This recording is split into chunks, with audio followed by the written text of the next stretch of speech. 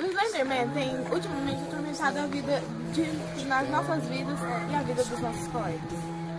Então, ele tá tipo uma perseguição aqui na escola, que a gente ficou tipo colocando essas coisas, foi sério que ele tá. Geralmente, ele costuma aparecer nessa árvore pra nós. Ele não só aparece pra nós, mas sempre pros nossos amigos. Ele costuma aparecer em 3 lugares típicos. Ali e aqui. E é só desse lado da árvore. E também, ultimamente, nós temos encontrado cacos de vírus, bebidas estranhas, com o nome espírito azul. Mas a gente acredita que isso seja um instrumento nessa palhaçada. E aliás, o Slenderman não ia beber. E outra coisa estranha que está acontecendo.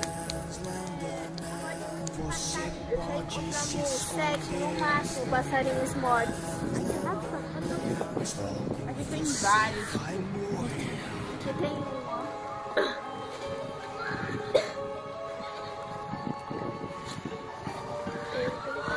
Vocês vão conseguir ver. Então, já morreram quase 7. Todos aparecem sem pernas e alguns sem cabeça. E alguns sem asa. Asa de pão. Será que é Slenderman? Ou pessoas que estão fazendo isso? Eu vejo um dia na brincadeira, lá perto de casa, uma casa que tá mó escura, tirou umas fotos e uma apareceu ele, na outra apareceu a mesma imagem do jogo. Tipo, do jogo, pra quem não sabe, a imagem do jogo, a imagem, quando ele tá chegando perto de você, a imagem é faiscada. Não olhe atrás de você. Fica toda chiada dela, a gente tirou a foto e ficou defeito.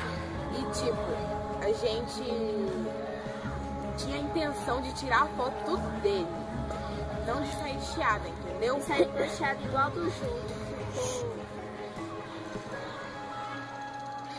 E também não é só aqui na escola, não é só na casa dela, é na casa de todos.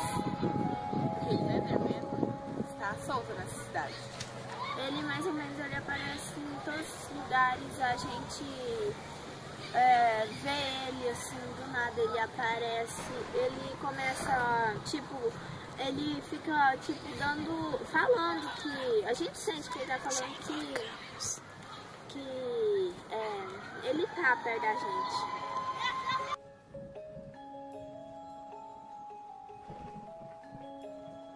Então, gente, esse foi o nosso documentário e na próxima nós falamos a história completa. Já que vocês têm a história completa no blog e vocês não vão ler lá, entram lá www.superatividades.blogsport.com.br. Então, gente, é só isso. Obrigada e até mais. Tchau!